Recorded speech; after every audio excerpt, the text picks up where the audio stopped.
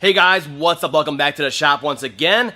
Today, finally, we're going to show you in detail how to replace your transmission cooler lines on your 09 through 2014 Ford F-150 with the 6R80 transmission in it. Now, if you haven't watched my last few videos on this, basically I had some couple of videos showing examples of how these lines like to either rot out or they just out of nowhere, they pop and they snap in half at the quick connects on there.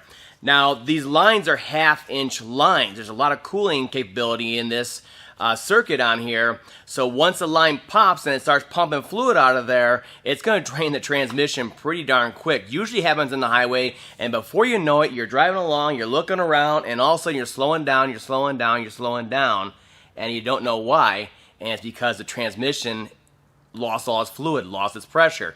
Now what happens is it's a slow leak like that. I mean, it's a slow enough where eventually the clutch that the gear you're currently in is going to stay applied, and then once it starts sucking a little bit of air and fluid together initially, it's going to be partially applied, burning up that clutch. So you're going to burn up your transmission pretty quick, usually before you know it. Usually when these come in and the fluid is all gone, and the line popped on there, the transmission stinks to high heaven. It's a really bad, it just burns them up. So a new transmission on one of these is like over $6,000 with all the coolers you got to change lines obviously now. It gets very expensive real quick. So today we're going to show you how to proactively get in there and change these out. If you're over 100,000 miles, I would change these out, no questions asked. Because it's either the rot that gets to them, which you can visually see, or it's the quick connects on there, which actually they just snap right there at the aluminum on the quick connects out of nowhere. It could be corroded or not, and they just pop like from metal fatigue. And it's a full-on flow at that point, it's just pouring out of there, and it gets everywhere. So the lines, there's 3 lines. Oh, I'm knocking everything over here. There's 3 lines. You can see a quick connects right here. So the line set comes like this, goes all the way back and over, wraps around the pan, and sticks into the side of the transmission right here. So the quick connects are up front here. If you're going like this, be like this in the vehicle, quick connects are up by the radiator. And that's where they connect into jumper lines that go to the coolers. So there's one jumper line like this, and then there's another one that goes a little further over into the radiator and the cooler. That's like that. So there's 3 lines you need, okay? You need 3 lines to do this. Now, these lines have different configurations based on the engine. Like this one has a 543 valve in it. You may have a 3.5 Eco. You may have a 5.0. I mean, you can have multiple different engines, different years, and then there's different cooling configurations too. Some don't even have auxiliary trans coolers, so not all the part numbers are gonna match. I'm gonna try to make a complete list down below, but there's too many variations in reality, and it's best to take your VIN to the dealer and get the 3 line sets that you need. And I'll at least put the base numbers for each one of these line sets down below so they know which base numbers you need for your vehicle as per your VIN. So the process is going to get a little bit messy underneath here, but I'm going to show you the method that I've fine-tuned over the years for getting these out with as little mess on you anyway as possible. Let's go ahead and get started.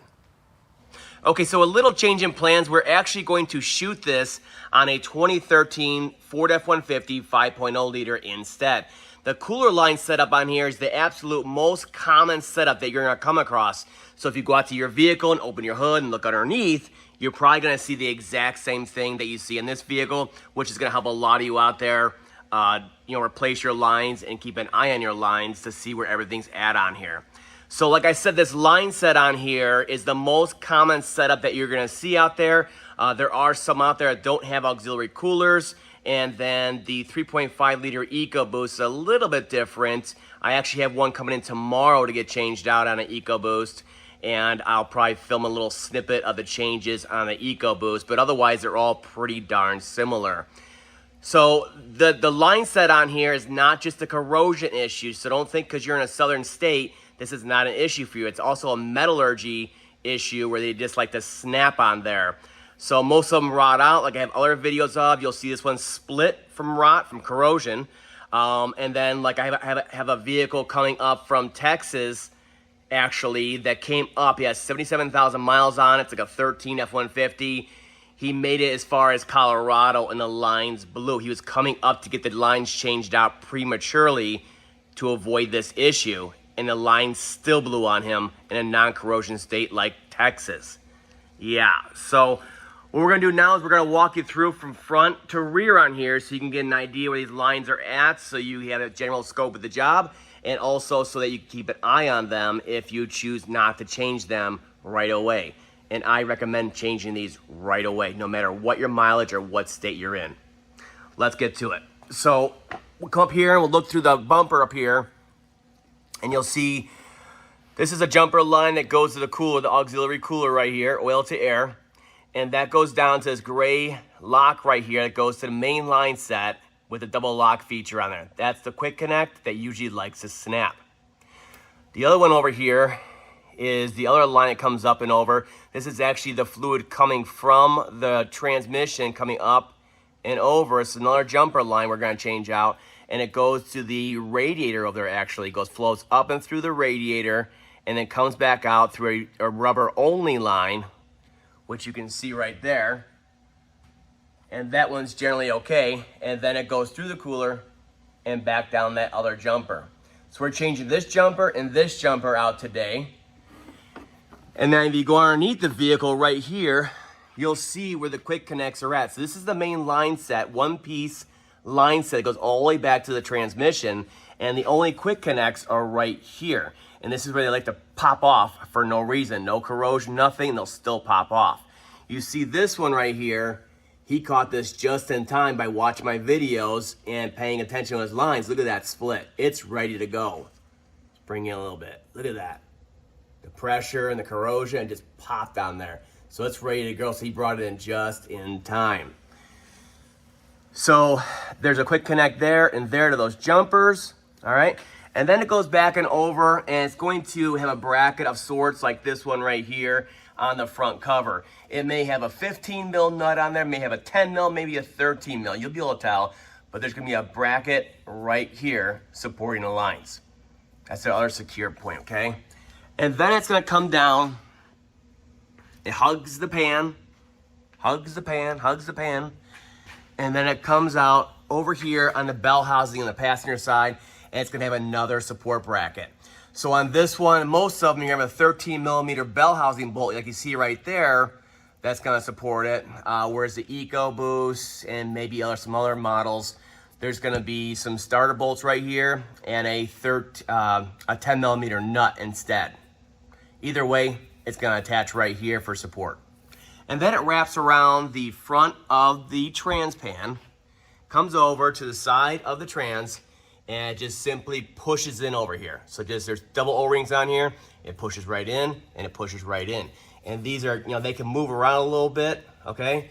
And the bracket right here is what actually holds the lines from popping right off of there. So on this one, there's a little guard right here for a protection guard for the shift linkage. So you have let me zoom you in. There's a 10 mil nut, and then this bracket and the nut come off. And then you're left with a stud nut, which is also a 10 mil head on there. And then the lines after that are free, so you get a pry bar underneath here, and you pop them out.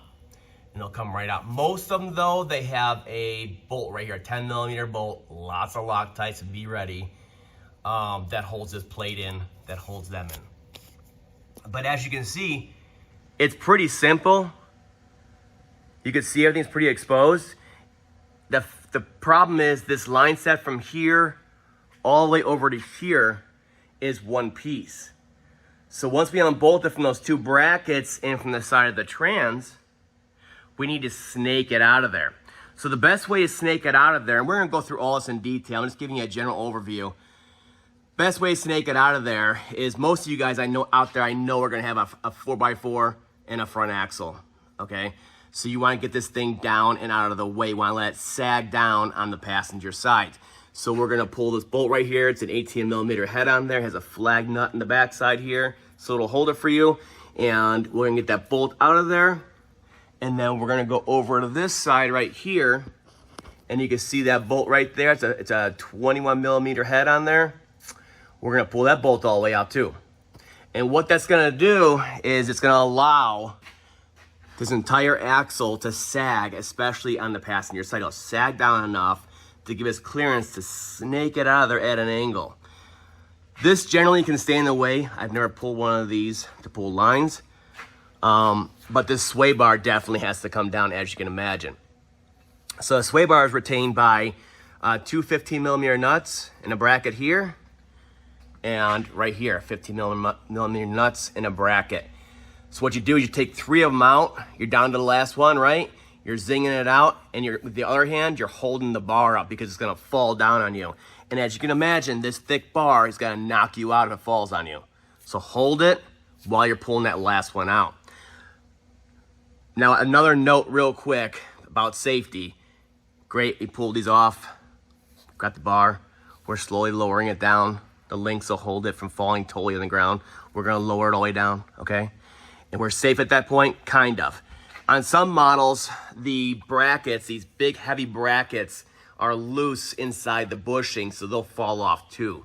So if you're worried about it and you wanna be extra safe, get rid of the brackets too. Most of them stick to the bushings and they never come off. And as you'll see in this video, I don't take mine off either. But it's just another warning point. This thing can fall and knock you in the head too.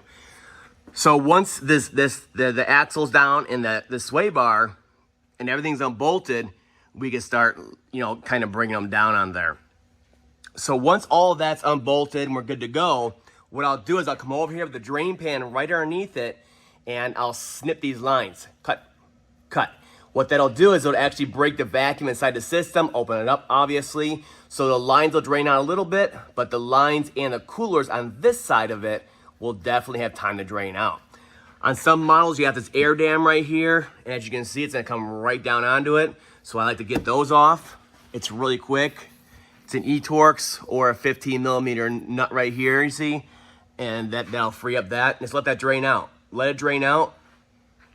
Over here, another pan underneath it. Pop the lines, let it drain out. And then we'll start pulling them down and angling them and draining them some more. And then we'll start snaking them through. That's the best and cleanest way to do it. And I've done tons of these lines. And that's the best method. So let's go ahead and get started. We're gonna walk you through everything, but I just want to give you a general overview to get you started there.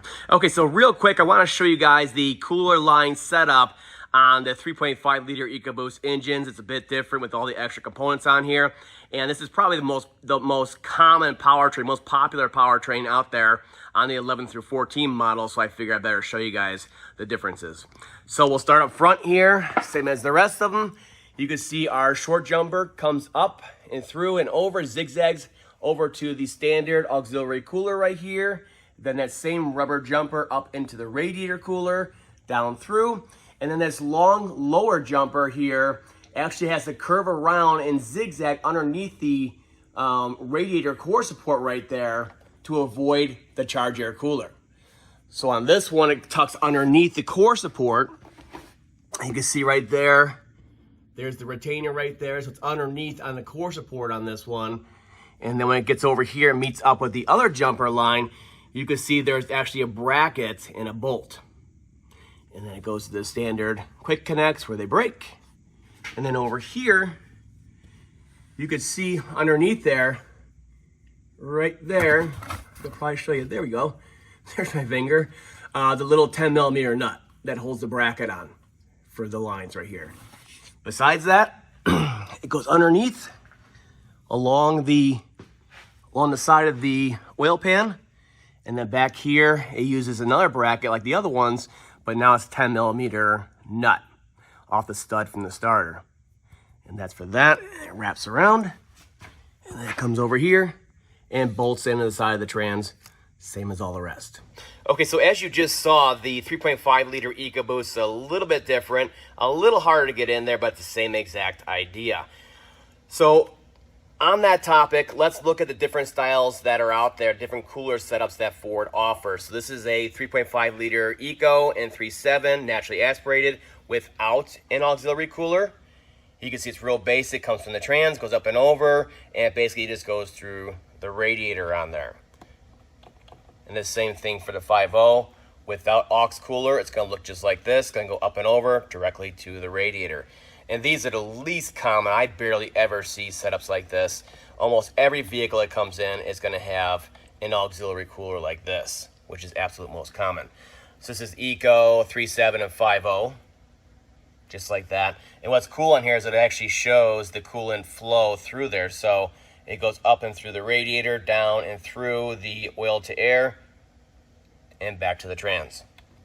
And then for the 6.2, looks like that. So they're all pretty similar, but just depends what your vehicle was built with. All right, let's get to changing these out. All right, here we go, guys.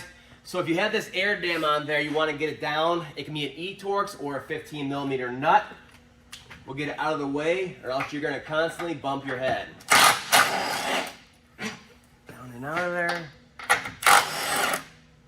And I'll just take the nuts and the air dam and put it off to the side together. This side's going to hang up a little bit. We'll get it off to the side, out of our way.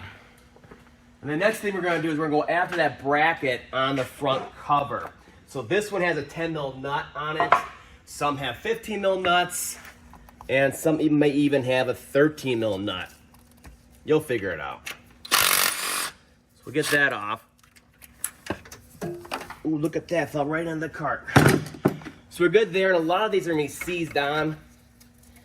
You may want to try to pull it back from that stud, just so it can droop a little bit like that. You see that?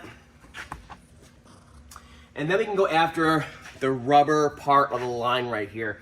Like I said, that's the next thing we're going to do. We're going to let it bleed out for a while. So I use a pair of whisk snips. They're nice and strong. They're like serrated.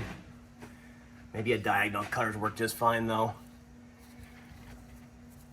Get a drain pan underneath and like try to get it all at once. Just like that. Let it start draining out, and as you cut it, the other one, it'll break the vacuum in the coolers, and it'll let them drain out. So right here at the loop, let them drain out. See that? And this way the lines, and more importantly the coolers above, are draining out the whole time we're back there playing around. Look at that. All right. So put that to the side. Wipe your hands, it's gonna be a big mess, and we'll let it drain. All right, so back here we'll go after the next bracket, which is a 13mm. Most of them, 13mm bolt, 10mm nut on other models. Go right here.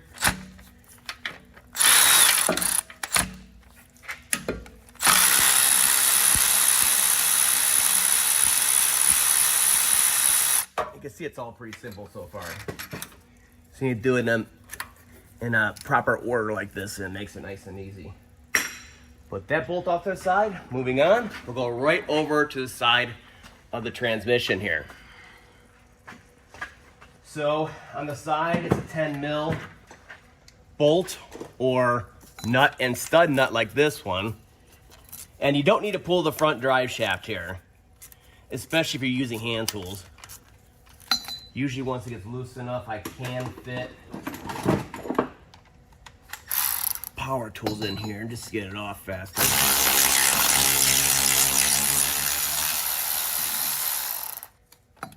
So if you have this style, you'll take your 10mm nut and your bracket protector out of the way.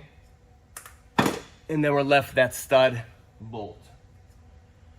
So that's the one that really has a lot of Loctite on it. Whether you have a 10mm bolt or a 10mm stud bolt, as you see here, there's gonna be a lot of Loctite. So right there, I broke torque on it, and I'm just fighting it the whole way. I mean, there is tons of it on there. So this one's gonna be a fight. So after half an hour wrenching this out, we'll come back. All right, so after 10 minutes of wrenching, this thing will come out full of Loctite. Look at it, all the way through for a cooler line set. It's crazy. Okay, so before I pop the lines on here, I like to get a little air around there. As you can imagine, you get a lot of dirt.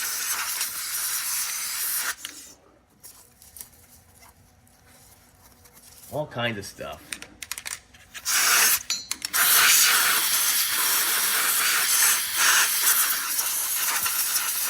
All right. And then we'll get our drain pan ready. There won't be a lot of fluid coming out of here, but there'll be some. So we're gonna take our pry bar right here. We're gonna start breaking it away. And then we're gonna try to sneak up behind there and get to the top one and do the same thing so it's nice and even. And that way it pops off like that. So once you do that, you can take them out and away like that and then start bringing them down. And we're gonna drain the entire line set out by bending it down like this. So put our drain pan on the ground, let it sit there, okay? And then up top here, back at our ports, there's gonna be obviously fluid, but some gunk and corrosion. So I like to clean it and pull away like this, so we don't, introduce any contaminants into the trans. So I'll just clean the port out on here as best I can. You got the fluid. It's good for now. And then I'll take a paper towel and I'll stuff it in the top one here. Just like that. Take the other end of it, ball it up, and stuff it into the bottom one. So the trans isn't gonna leak a lot, but it's just mean little drips coming out of there. So you put this in there, it'll kind of hold it from leaking out too much while you're messing with the rest of the lines. Otherwise, it's just gonna drain all the way back and make a huge mess over time. It's a real slow leak. So that's good for now. The lines are just connected on both ends and they're allowed to drain out. So now we're gonna go after the sway bar, stabilizer bar, and the front axle on here. So let's go after the stabilizer bar next. I'll show you how that's done. So get my big old impact.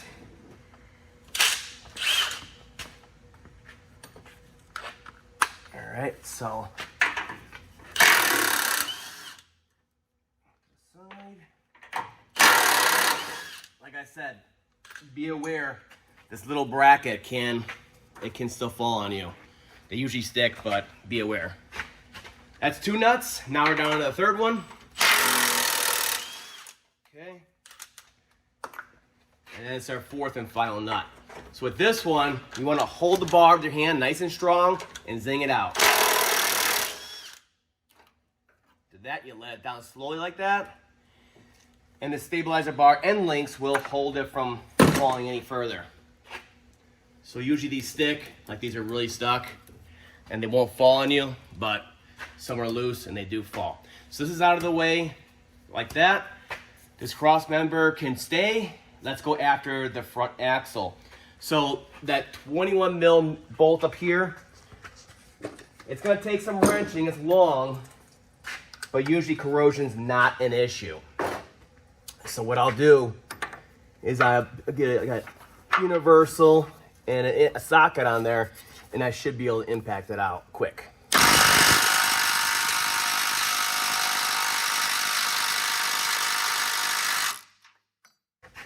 So if you cannot get it out with an impact like that, then we're back to Old Faithful. We're gonna break torque with a bar like this. See, the longer the bolt is and the more Loctite that's on there, the more flex it's gonna have when you're impacting. When you're doing it by hand though, they'll give much easier.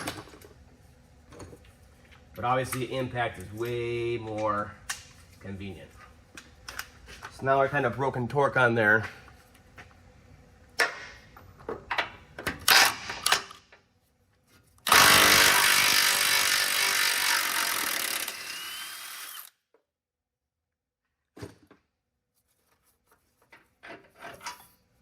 There it is. Okay, so steal some light. Come over here, just like that. And over here is an 18 mil. So this one, yeah, it has some Loctite on it and all that. These newer models like this, 11 and newer, they have the electronic steering, as you see right here, I'm rubbing against. So you kind of got to do it by hand. Now our broken free flag nut spinning around. It'll eventually come up and around the other side. It'll hold. And then we can start wrenching the bolts out. So you look on this side, you can see a flag nut. Right here, you see a flag nut. Probably a little dark, but you can see a flag nut up in there. That's what needs to spin around up to the frame. And then we could just simply wrench it out of here. So you can see it on this side over here. It's not so bad. I mean, once we get past the nut threads on there, it's loose inside at that point. See? Not so bad. So we're pretty close now. Sometimes it gets a little tight in there. It's loose at this point. Use a little gear wrench. Makes things faster. It's a little more work to pull the axle like this, but it makes it so much easier to pull those lines out. And here's that flag nut. So put it off to the side. At this point, this bolt is not being held in by anything but maybe rust and some pressure. So I use a pry bar like this, pick it up a little bit. Some of them come right out. Just grab it with your hand.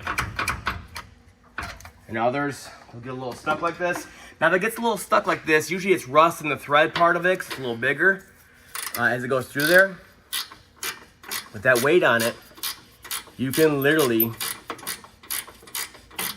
thread it out of there.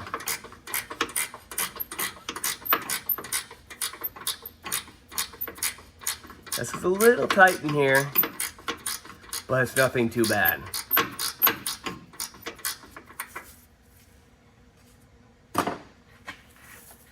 Try to get it out. Let me get a bigger pry bar. That's gonna pry against it, a little thicker. And we're just gonna try to help it out of there.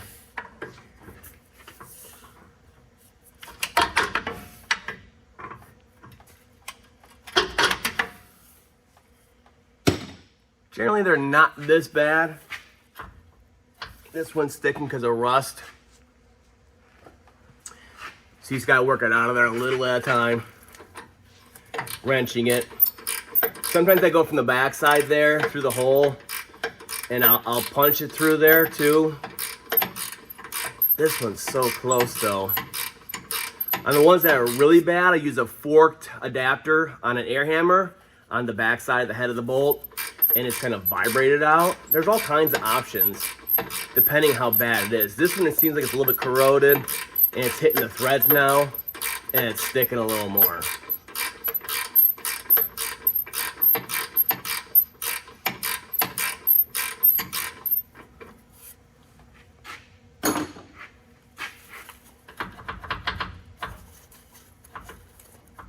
This one's really in there. Let me try the old air hammer trick. So I'll do something like this.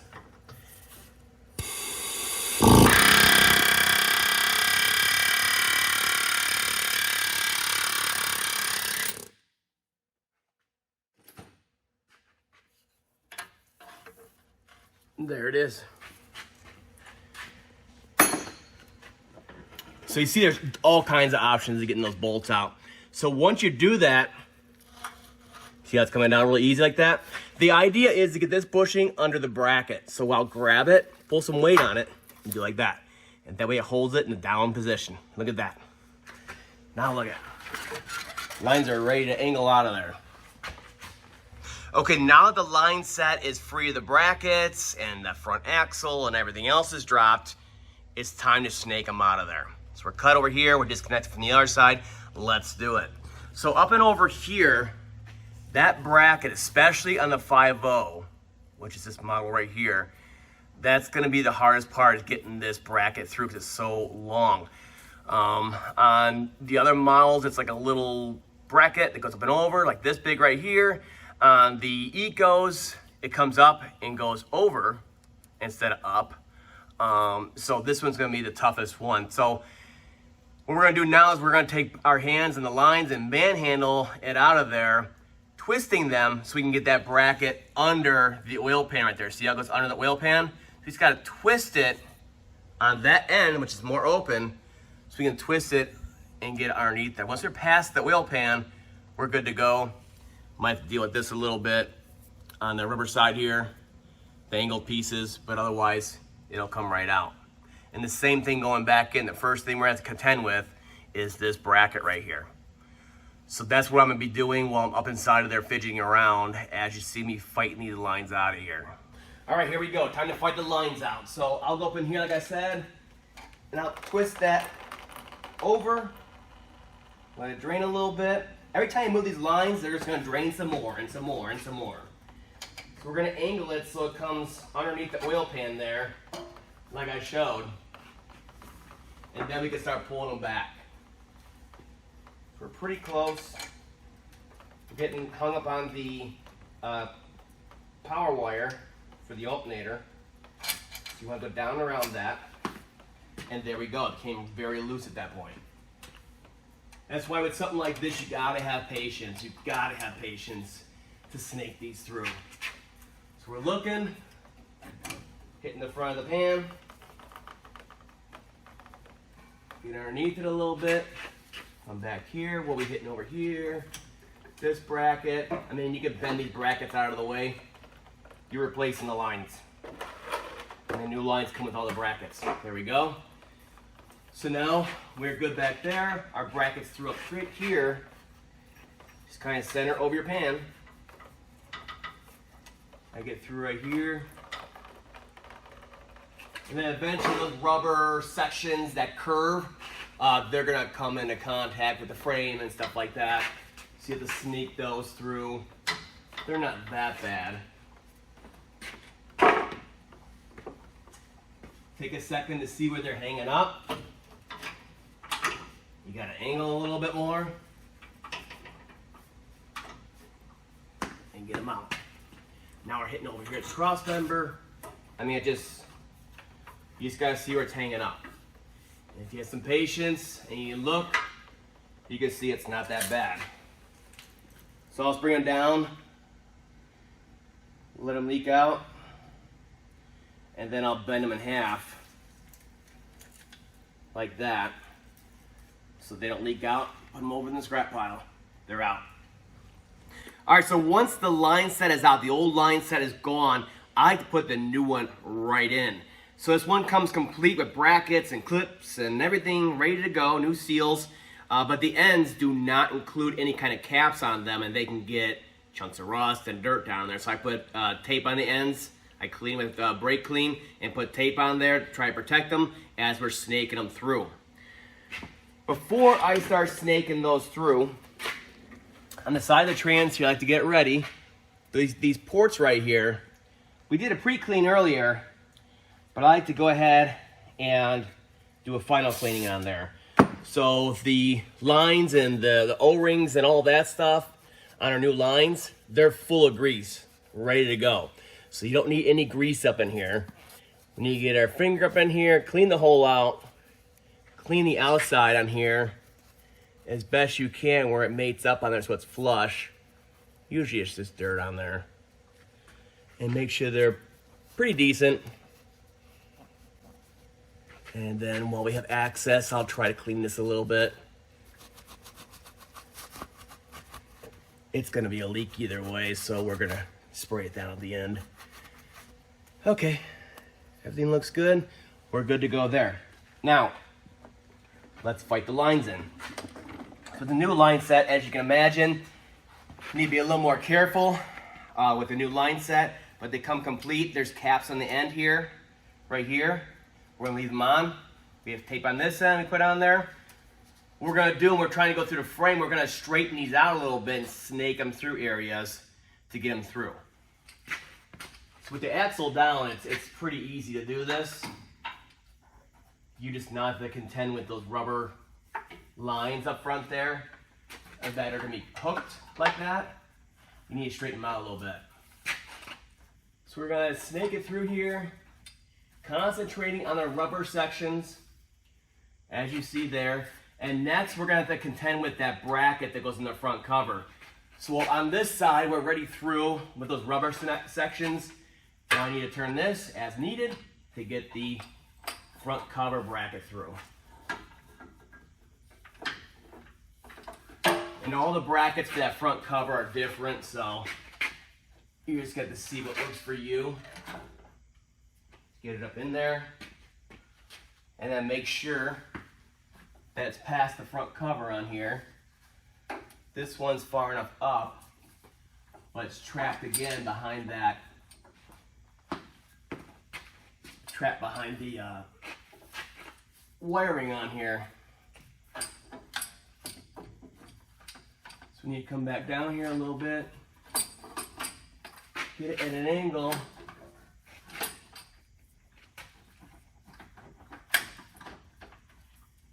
You're gonna be hitting other stuff. There we go. Looks good. And nice and you get it up and past. Get that bracket in front there. Okay, we're good. We're in the front. We're good. So now we can start straightening the line out and kind of getting it in place. Over here, same thing. Over here, you see it? It's not so bad. So these brackets are just kind of loose on there.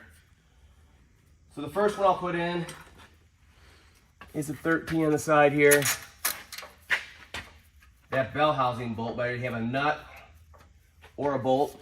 We'll get this up and basically in place like that. See that? This is good, okay? And then before you tighten anything up over there, we're gonna come up inside of here to the front cover. Hopefully you guys can see this. We're gonna come up here to the front cover and get it onto there. And this bracket also moves. So this one's all hooked in. Looks gravy. So we're just gonna go ahead and tighten that one down at this point. Once I find my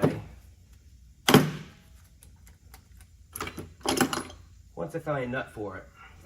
Here it is. I got it. So this bracket's already lined up here. It's in a pocket. There's a alignment tab right here and over here on the 5/0s. So it's already in there. Make sure it's straight like that. Done. All right, then we'll go back here. Drop tools everywhere. And we will tighten this one up. Again, making sure it's, straight.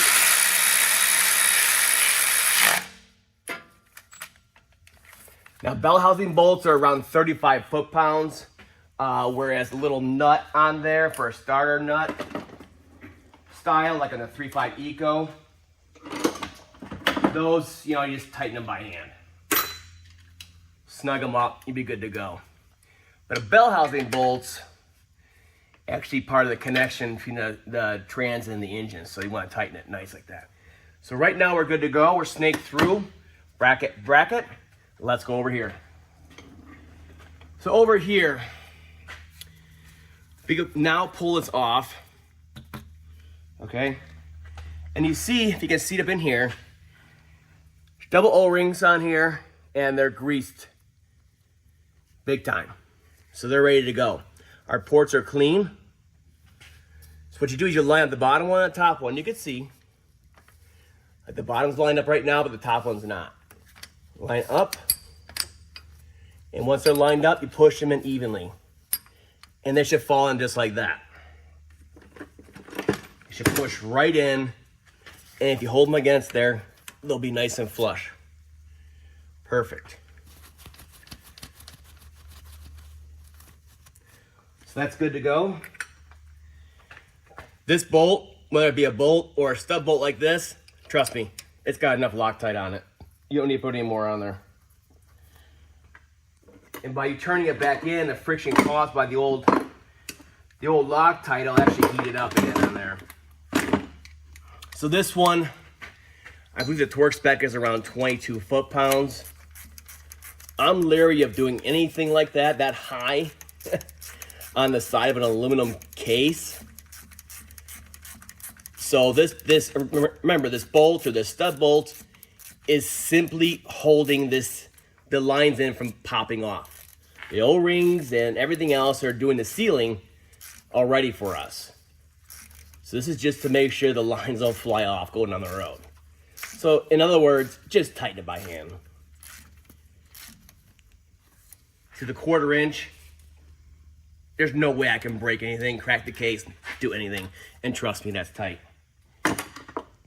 So next, we will put this shield on, if you have one. Not all of them have them. And again, that's just a 10 mil nut. No big deal. This sits right against it, right here. And it will, it'll line up on there for you.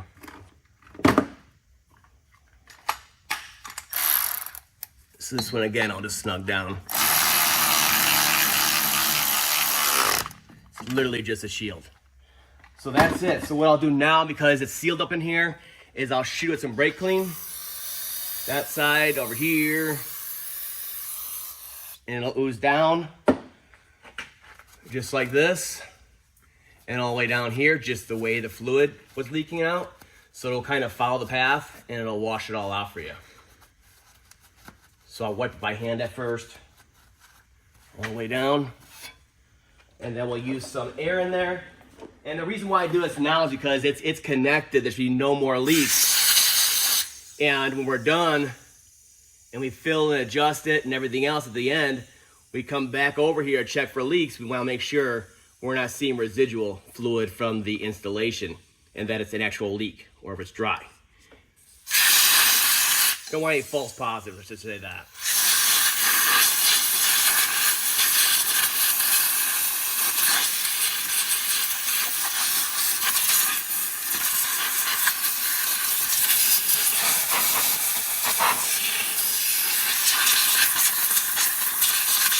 That's the way to do it.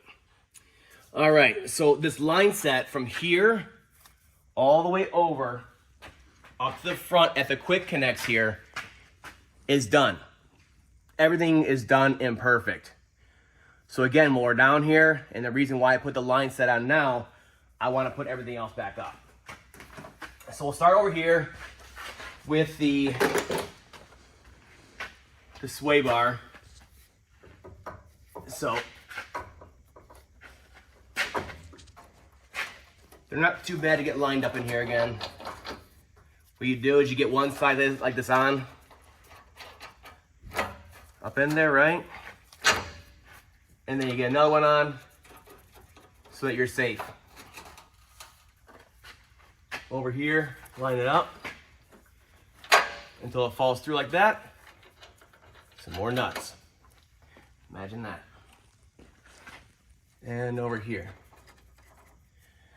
And then I'll just suck this all the way up into there with an impact. The reason I do it with an impact is because I have a good feel for it. I know when it's actually sucked up in there and tightened against there and against the rubber and compressing it. But the actual torque spec is 50 foot-pounds. So I'll do a little bit. A little bit, right? A little bit. There you go. There you go. Hear that change?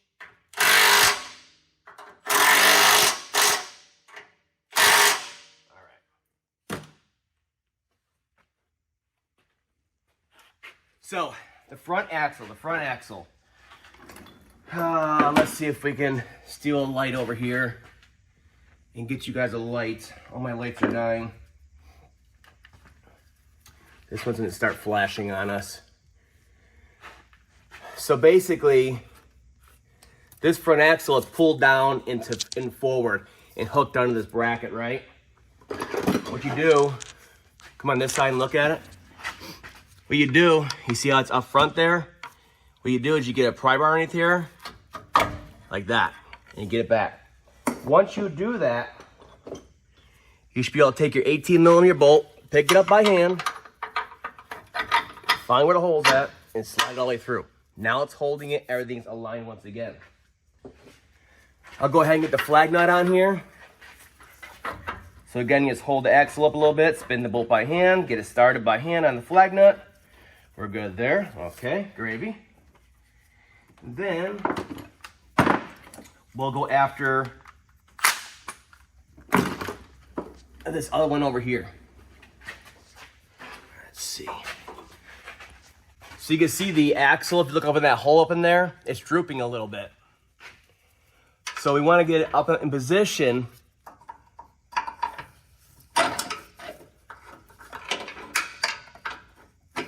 Just like that. Pick up just a little bit.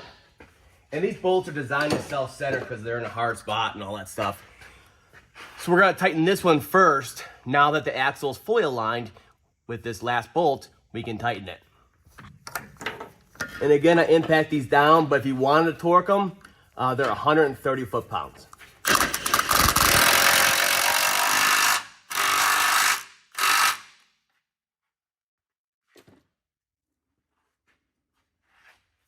And over here,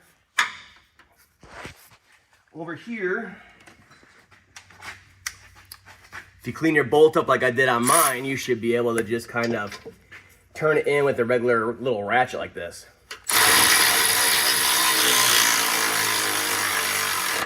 Right there, look at that. That's how it should be. Now use a 1/2 inch, a longer 1/2 inch ratchet like this. And I'll always cinch it down. All right. So,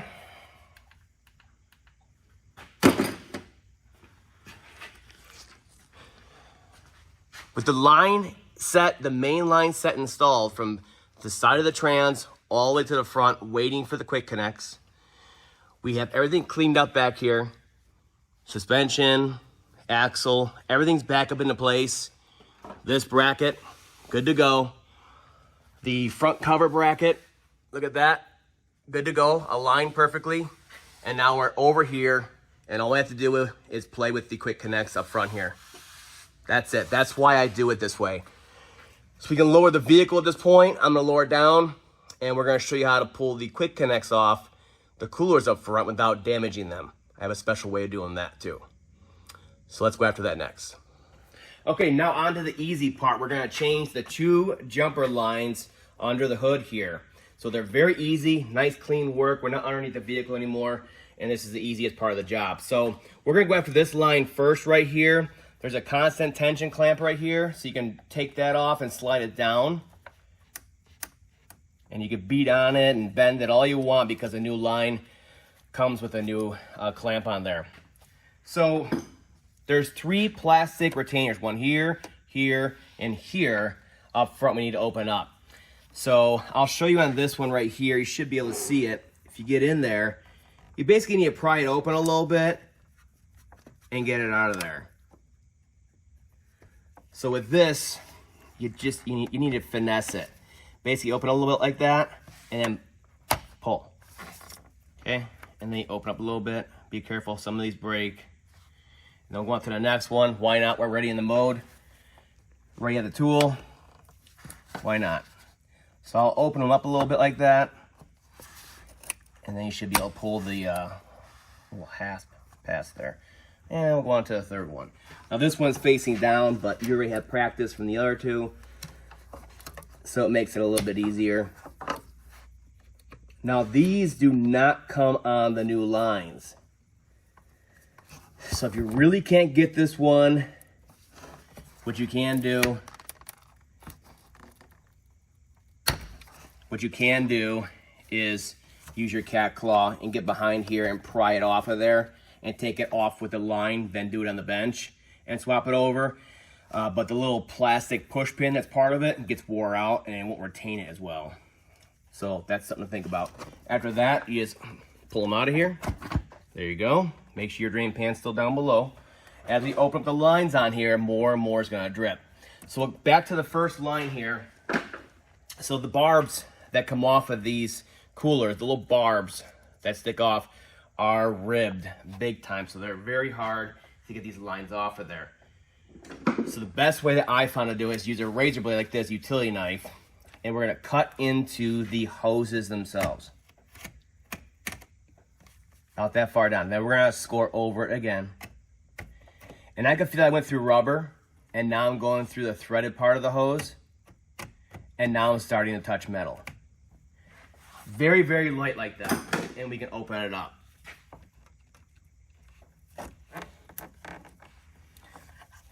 Now some of these are just like this. You see that right there?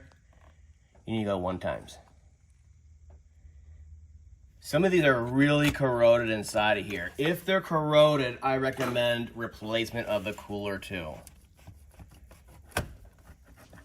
It's just another weak point. Most of them are just like this. They're just fine. But you should really be changing the cooler. So there goes the line. So this one we can knock off the stuff on there and check it out. But usually they're just a huge rock box underneath here.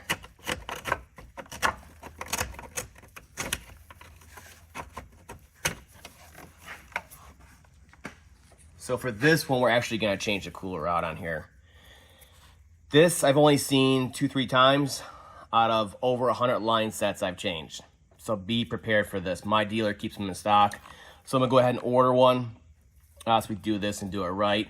But in the meantime, while it's coming this afternoon, I can go ahead and start pulling apart the rest of this and get it ready for the new parts. Okay, so now that the cooler is on order, it'll be here this afternoon so we can finish this job. But in the meantime, we can go ahead and change out this last jumper on here. Now, when you're changing a cooler out for whatever reason, you find a corrosion issue like this, or you think it's clogged, whatever reason, that is the one and only time that I recommend you change this rubber-only jumper line out. Otherwise, as part of a normal trans cooler line job, you do not touch the cooler or this jumper. But once you start pulling this apart and disturbing this line, you better change it. So let's go after this last one while we're waiting. So this last one's a little more hidden. There's a push pin right here for the air deflector. So I use a red trim tool and work it out of there. Just the lower one. And then do your best to tuck it up in here and out of your way, like that. And fix the light up inside of here. You can see how it wraps around and goes into the side tank of the radiator. So it's the same thing, constant tension clamp. We're gonna slit it carefully, and then we're going to pull it off of there. So for this one, I like to have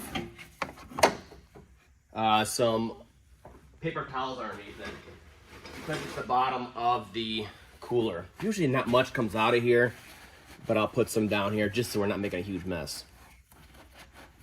Just like that. So with the regular slip joint pliers, because the front bumper covers here, you know, it's a little harder to get in here, especially going back on, putting it on right, but it's not so bad. So we're just doing the same exact thing we did on the other side, making a slit. Then we're going through again. You can feel we're going through the nylon, and then we're going to the metal tube. So I get some light in here, and you'll feel us. It's real light pressure when we do this, and you'll feel it get down to the metal barb. And after that, you just need to open it up. Same thing we did on the other side. Now these over here, the barbs on the tank, I've never seen those ones actually rot and be an issue. But on the standalone cooler, oh yeah, I've seen it once or twice before. Okay, we're there now. You can definitely feel when you're hitting the barb down underneath there. Okay, and then the line's gonna be stuck. See, spread her open. Pull it off of here. Look, this thing's cut and spread, and it's still kind of a pain to get off of here. Look at that. Tilt it a little bit, let it drain underneath. There it goes. Better to do it now than later. And if you want to be really clean about it, you could work this down and underneath here, like so, past the other lines, and keep the draining end in your pan. That's one way to do it. So, once you get the old lines out, they come complete except for the secondary locks right here. So you just grab them and you work them off. Hopefully yours are not corroded.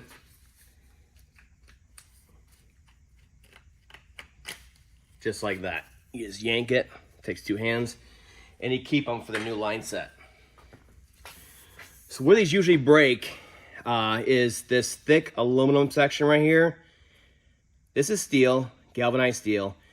This is aluminum, and this is aluminum also. Just a bit of crimps that's thinner.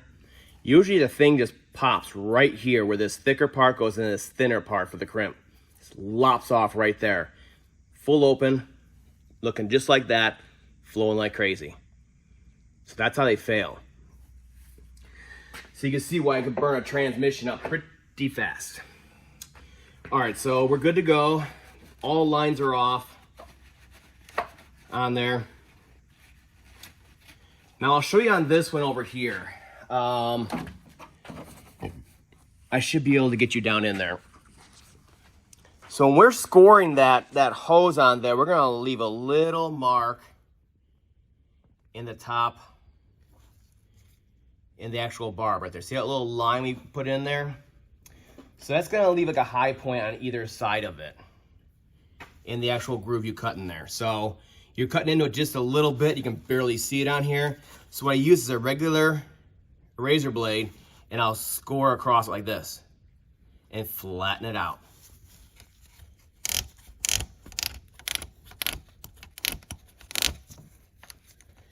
So with this, it's so minor that you're literally gonna have to use the field test. Nice and smooth again. We're good to go. There you go. So this one's ready for the new line now. So what we're gonna do now, why not, is we're gonna show you how to change the cooler out. Why not? So the cooler, it just literally hooks in here and here. So you would take off, if you are changing it, you would take off this top one and fully get this air deflector out of here. Just be careful. And that can go up and out of the way. And look at that. This one's even easier. Same thing, constant tension clamp, same style barb, same deal. So what I'll do is I'll get them off as far back as possible. Use our scoring technique.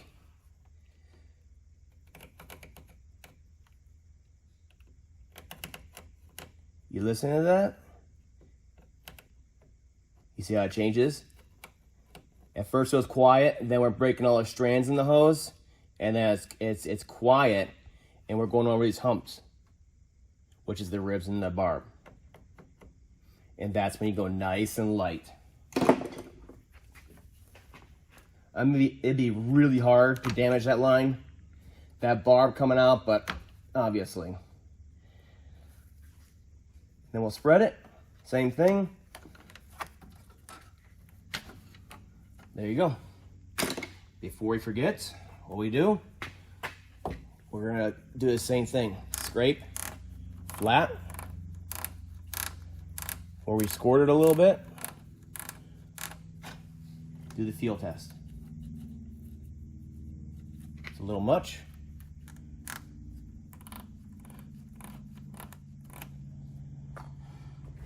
Sit. Feels good. So that one's good to go now. So the cooler is actually very easy. So the new line should come with new clamps on it, I believe. And we're gonna have to transfer this plastic part of it. But otherwise, we're capped over here. You spread back on here, see this? Pull it out, and away it goes. So the way this plastic protector is on here, it'll snap onto the new one. So on both sides, I could kind of hold this. On both sides the same, see it? So these are the retainers right here. So you just need to pry up on them a little bit. Whether you do it underneath here, whatever. Pull back a little bit. There's one right here. There's one right here. And that's where it actually locks into. See them right here? So it goes on there a couple different ways. These retain it and locate it, whereas these ones just retain. So you do the same thing down below here.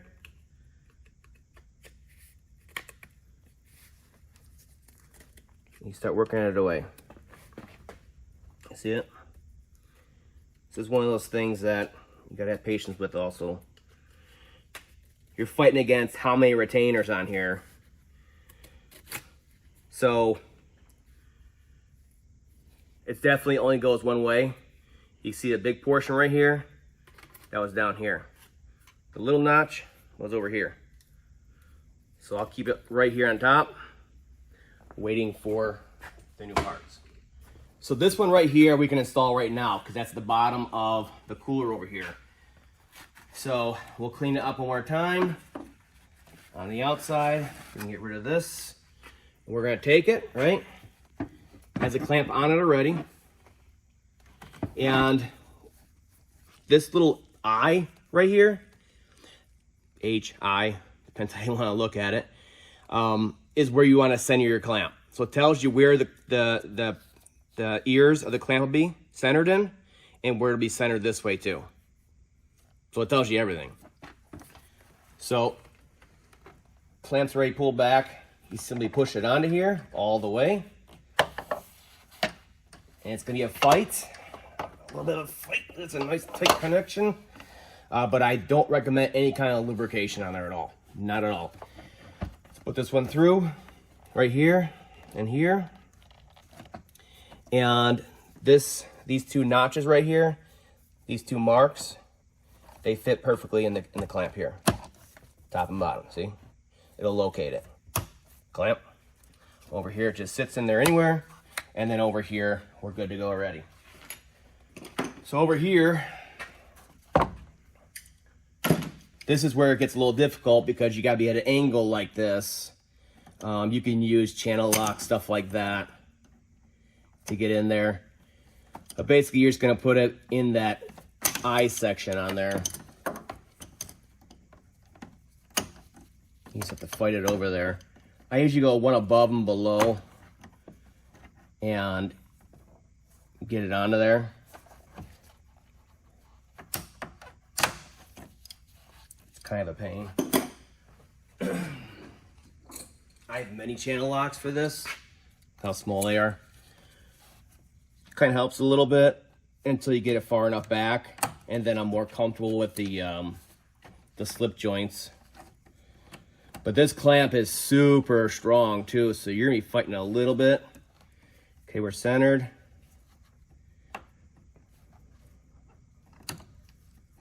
You can see this one is really strong. So you gotta open it quite a bit to get past the nipple on there too.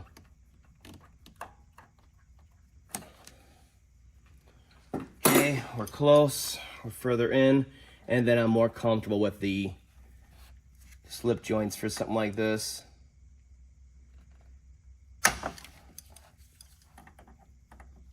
You know me, I'm OCD about this stuff. So in the end, as long as you're somewhere in those marks on there,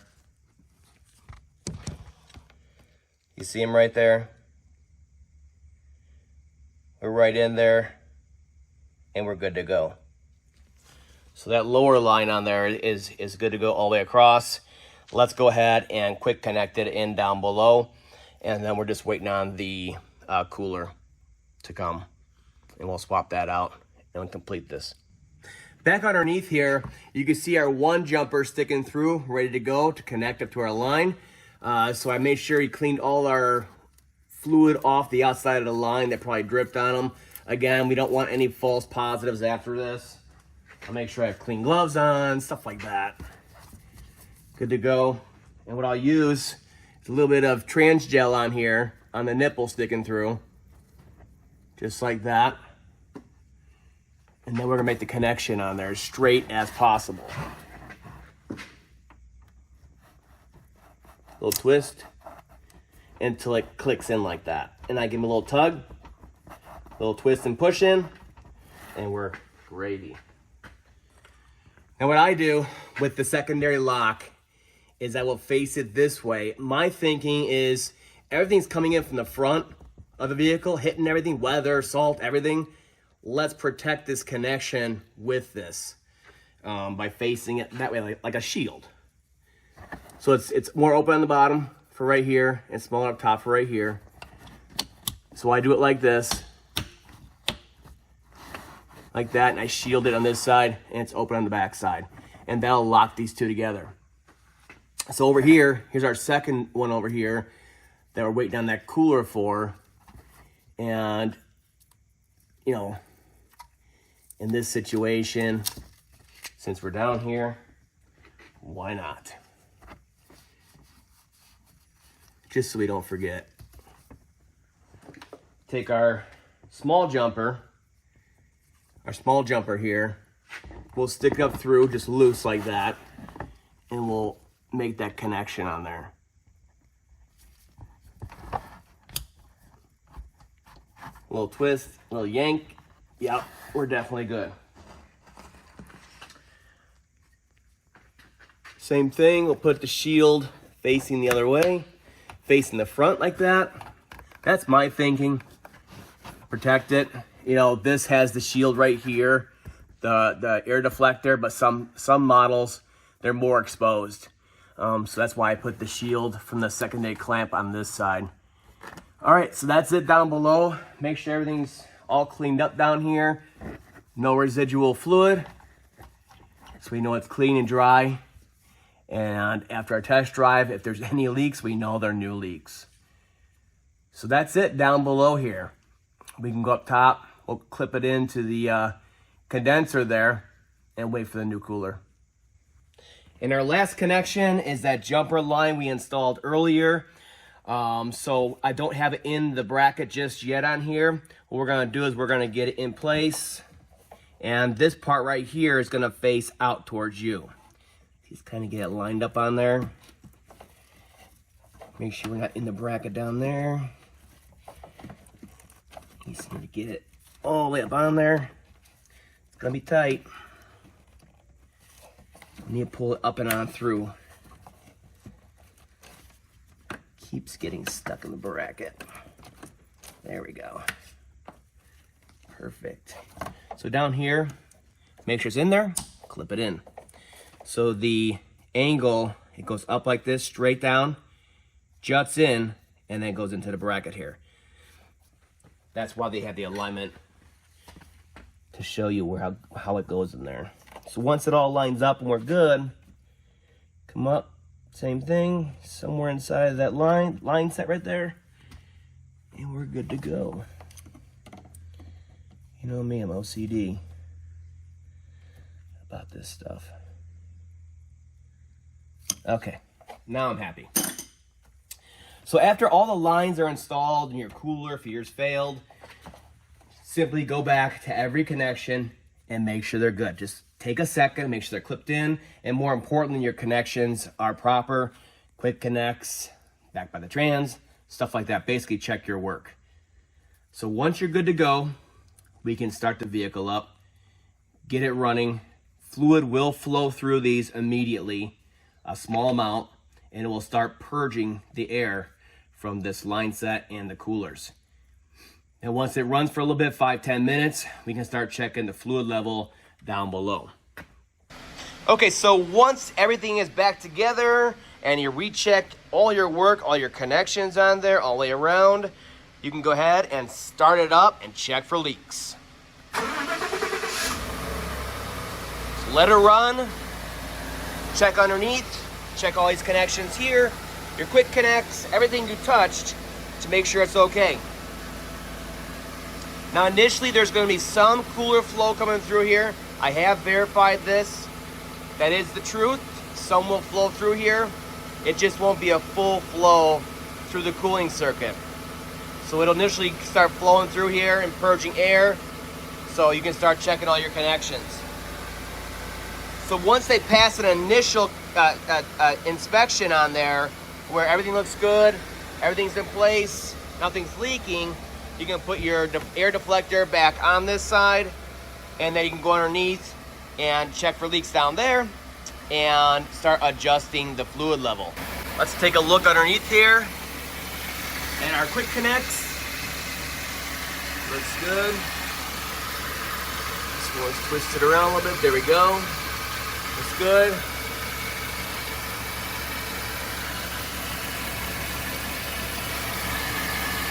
All right. Right on through. Checking our work. And then over here, everything looks good too. You can check your top O-ring there and your bottom one there. And that's why I cleaned it up earlier, so everything's all dry. So we're doing our QC checks now. I know if there's any leakage, it's a new leak and it's not residual. Good to go. So everything here looks good. Like I said, there's flow through these lines right now. A small amount, it's purging the air. So by the time you do all your pre-checks or your final checks, and you get over here to adjust the fluid level, the air will basically be purged out of these lines. Be good to go. You could do a final check of your fluid level. Okay, so when you check the fluid level, you don't need to get it full hot for an initial check on here. What you want to do is start the vehicle, check for leaks all the way around. Okay, we're good to go. Then you're going to go through the gears. Reverse 10 seconds, neutral. Drive 10 seconds all the way down the line and all the way back up the line, back into park. Then you're going to come underneath here with a 19 mil box end like this. Put it on here and then tap it with a hammer, and that'll break the bond. After that'll be loose like that. You see it? Watch your hand. This cat's gonna be hot, smoking hot. Eventually, pull the cap off with the engine running, and we're gonna check the fluid level. You'll find it drops around 1.5 quarts, 2 quarts. You get a rag, and yes, this is our little mini dipstick. Right next to the cat. Fun times. So if you look at it right now, well, I'll do an actual fluid check.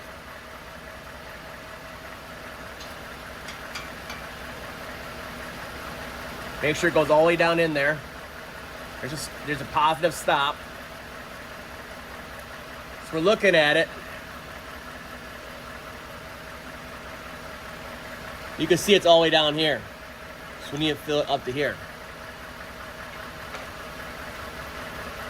So let's see what it takes. My bottle is just under 3 quarts right now. So put 1 quart in at a time, and we'll check it again. Well, I got a fancy pump here. You can use a hand pump on your quart-sized bottles of Mercon LV.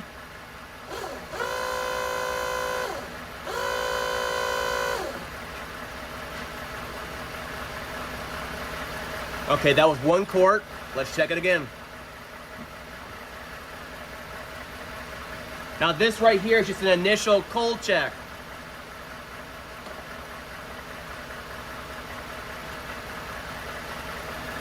And this will make it safe to drive.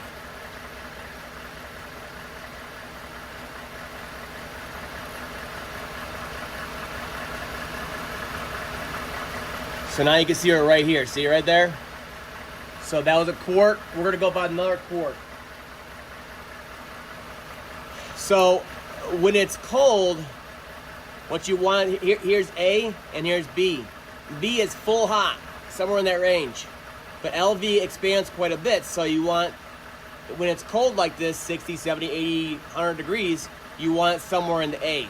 I go towards the bottom because, again, LV expands a lot. So once it gets hot, it's gonna be way up here, easy. So we're gonna put another quart in here, another quart, and see what it does.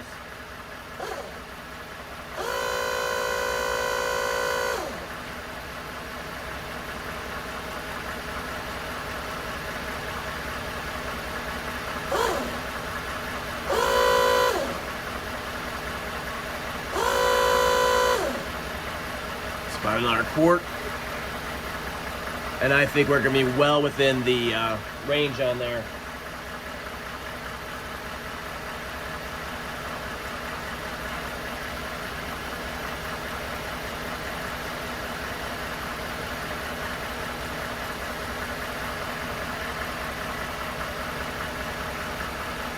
So you always pick the side where it's lower. So another quart, that was 2 full quarts, and it brought us up into B already. Check it again.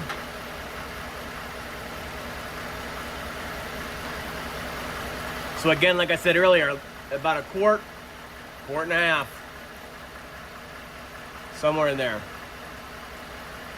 So at least now we're full, it's circulating, and we're safe to run it, but we're overfilled.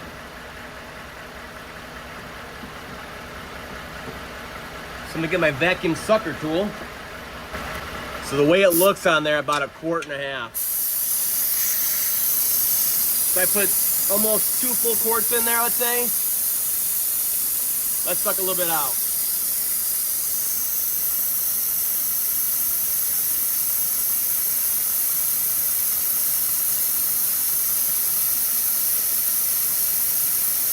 Meanwhile, this whole time, the vehicle's running, and it's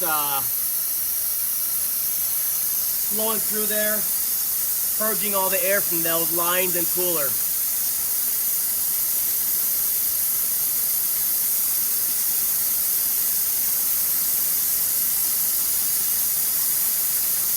Okay.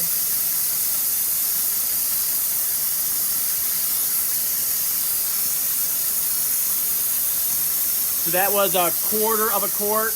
We're gonna go a full half quart.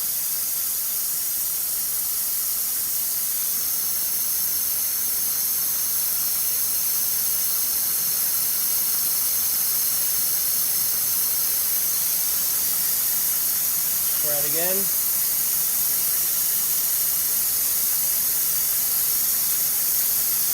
Big guessing game, but it's good. Take the time, for me to take the time to figure out what's best for you guys. So that is 1/2 quart in there. It's in the B already. We're gonna take another half quart out of there. Maybe it's 1.2 quarts, depending on how much you drain out of your system.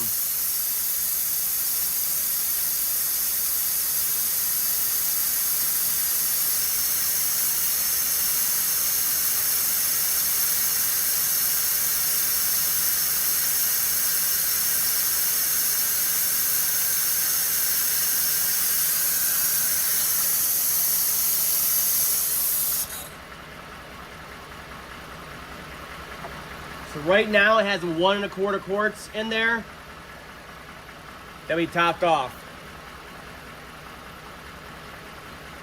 Make sure it goes all the way in, and we'll check it. So at 1 1/4 quarts, you can see we're right in that sweet spot. So that's good to go right there for a cold fluid level. So it's right in the middle. So again, I did just a little over 1 quart of fluid in there to top it off. So at this point, we're good to go. We're safe to drive, all that stuff. And maybe after a week of driving or a couple of days or something like that, if you want to check it again and check it hot, you can do that. snug that up with your wrench. Wipe it all down. And you're good to go there too. So that was the initial cold fill level. And then later on, when you have time, or later that day, and you go for a ride and get it full hot, you can come back, engine idling, everything nice and hot. Get up in here, be safe, and check it. It should be at the top of the hatch marks there on the B, the top portion of the hatch marks, when it's full hot. Right now, we're just doing an initial level set when it's cold. And generally, it's accurate enough where it'll be in the B once it gets hot, without even checking it. Everything looks good to go. That's all for now. I wanted to go over this in as much detail as possible so you guys can do it and do it right. That's all for now. I'll see you guys next time.